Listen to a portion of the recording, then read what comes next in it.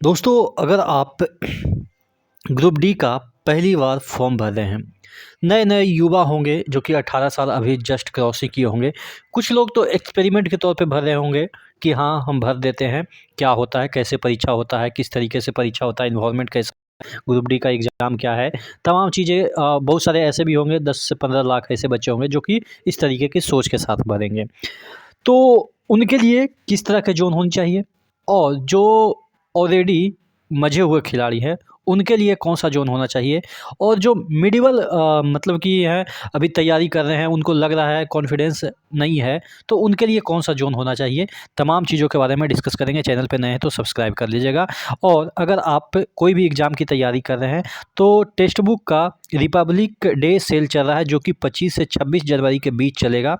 आपको यहाँ पे सबसे कम दामों में, यानी कि 700 रुपये वाला जो 1 साल का पास का जो दाम था, पास प्रो का, उसको घटा के 351 कर दिया गया है।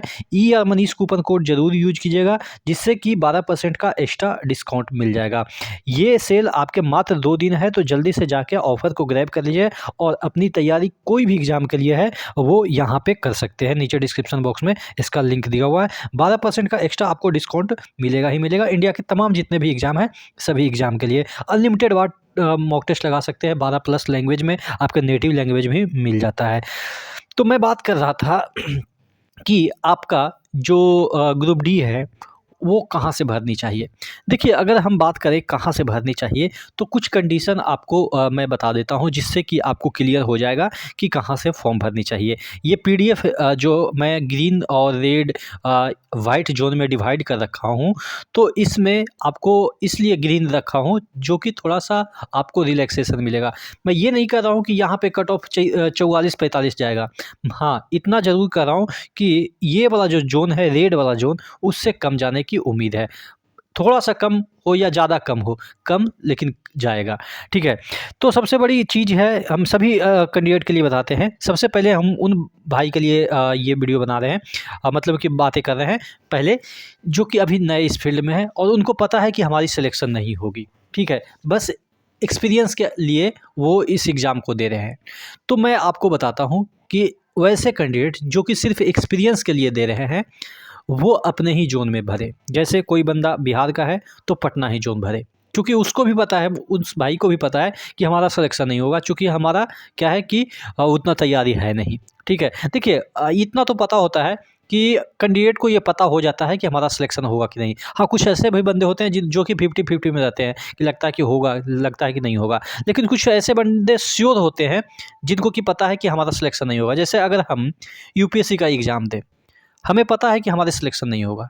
हाँ, वो भर ज़रूर देंगे कि हाँ, एक्सपीरियंस लेंगे कि कैसा क्वेश्चन आता है, क्या होता है। जब मैं पहली बार बैंक का एग्ज़ाम दिया था, जब इस फ़ील्ड में आया था, तो मैं 2 महीने के अंदर ही बैंक का एग्ज़ाम देने गया था, ठीक है? तो मुझे पता था कि हम नहीं निकाल पाएँगे, चूँकि मैंने पढ़ा ही नहीं था कुछ, सिलेबस भी नहीं पढ़ा था, लेकिन सिर्फ़ एक्सपीरियंस के लिए मैंने भर दिया था। तो ऐसे बहुत सारे कैंडिडेट होंगे जो कि एक्सपीरियंस के लिए भरते होंगे, तो मैं उनके लिए बता रहा हूँ कि आपको दिमाग ज़्यादा नहीं लगानी है कि कहाँ से भरें, क्या करें, क्या नहीं करें। आप जस्ट अपने ज़ोन में डाल दीजिए।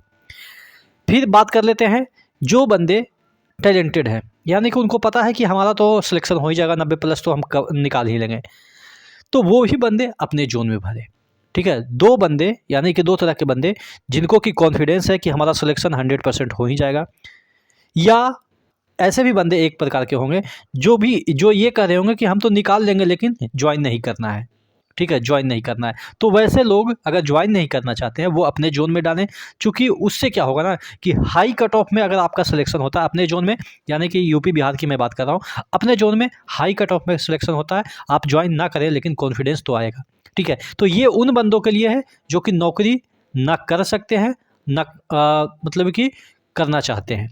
यानी कि ना कर सकते हैं का मतलब ये कि जिनकी तैयारी नहीं हुई है, और एक जो करना ही नहीं चाहते हैं, ग्रुप डी जॉइन ही नहीं करना चाहते हैं, लेकिन फिर भी एग्ज़ाम वो देना चाहते हैं, तो ऐसे लोग अपने ज़ोन में भरें।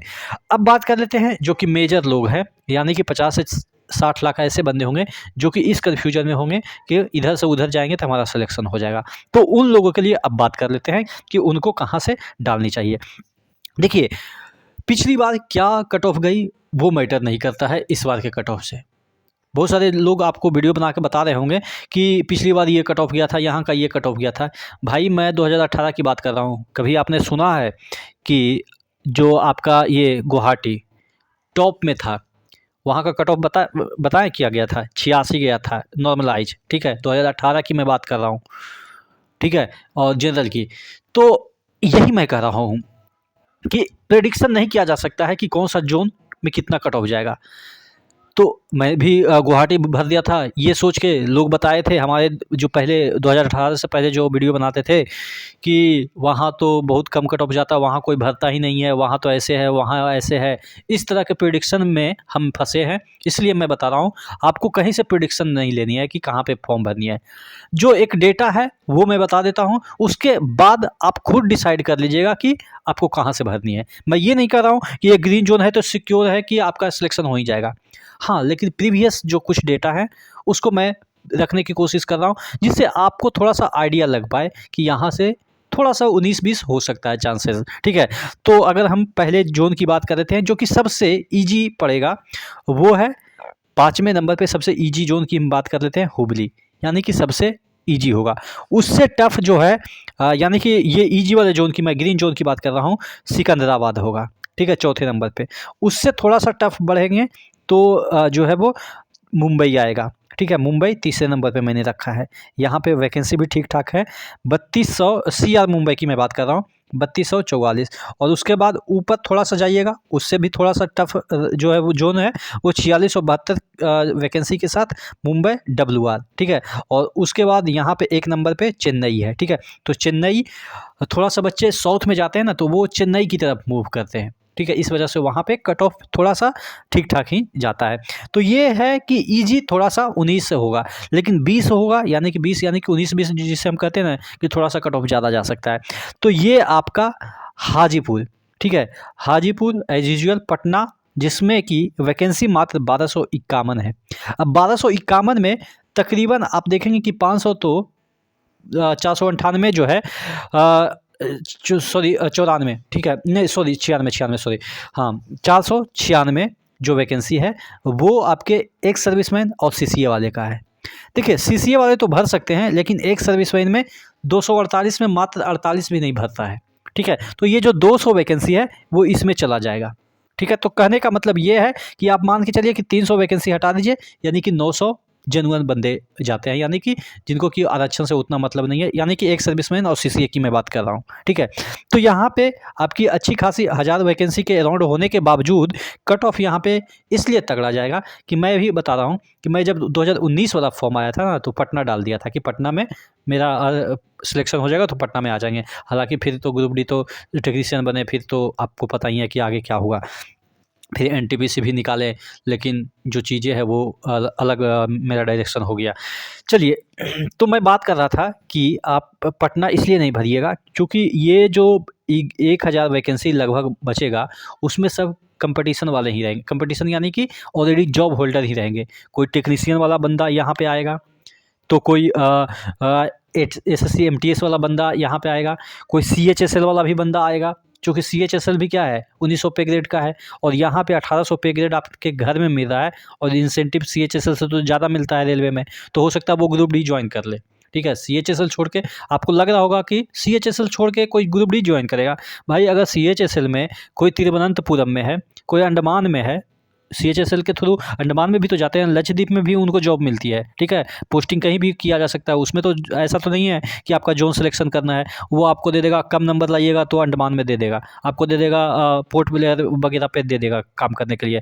तो वहाँ से तो बेटर है ना कि आप 1900 पे ग्रेड से नीचे आके 1800 पे ग्रेड ज्वाइन कर ले रेलवे में, और उससे ज़्यादा सैलरी बनेगा ग्रुप डी में, उससे ज़्यादा सैलरी बनता है अगर आप इंसेंटिव वगैरह मिला ले तो, ठीक है। तो ये सभी जो पोस्ट है ना, वो आपको मेजरली उन्हीं सबसे भरा जाएगा जो कि आप कह सकते हैं कि जो पहले से जॉब में है। बिहार वाले जानते ही हैं कि किधर किधर फैले हुए हैं, वो अपने घर आना चाहेंगे, ठीक है। तो इस वजह से हाजीपुर को अवॉइड कीजिएगा। गोरखपुर भी थोड़ा सा तगड़ा जोन है, जो कि अगर सेकंड टॉप की हम बात करें तो आपके यहाँ पे प्रयागराज है, यहाँ पे काफ़ी ज़्यादा कट ऑफ जाएगी। उसके बाद अगर थर्ड की हम बात कर लेते हैं तो थर्ड में जयपुर है, यानी कि बेस्ट वाला रीजन अजमेर वाला जो रीजन है। उसके बाद गोरखपुर, जहाँ पे वैकेंसी ही काफ़ी आप देख सकते हैं कि काफ़ी कम है, 1300 कितना है, 1370 है। उसके बाद अगर हम बात कर लेते हैं न्यू दिल्ली, जहाँ पे वैकेंसी मात्र कितना है, न्यू दिल्ली में ठीक ठाक वैकेंसी है, सॉरी, यहाँ पे आपको 4785 है। तो ये 5वें नंबर पे है। तो आशा करते हैं इससे थोड़ा सा आपको आइडिया मिला होगा। और बाकी जो वाइट में देख रहे हैं, ठीक है, जो वाइट में देख रहे हैं, ये आपके मिडिवल जोन है, यानी कि थोड़ा सा ऊपर नीचे मिला के यहाँ पे कट ऑफ जाएगा। किसी का आप समझ सकते हैं अगर रेड जोन का 80 जा रहा है तो ग्रीन जोन का 76 जाएगा, तो ये सब जोन का 78 जाएगा। इस तरीके से कट ऑफ रहेगा, यानी कि ज़्यादा डिफरेंस तो उतना नहीं रहेगा, लेकिन हाँ 1-2 नंबर का अगर होता है तो ऑब्वियस है कि होगा ही। ठीक है, तो आशा करते हैं चीज़ें समझ में आई होगी, आपको फॉर्म भरने में एक सहूलियत मिलेगी। ठीक है, तो नेक्स्ट वीडियो मिलते हैं, तब तक के लिए जय हिंद।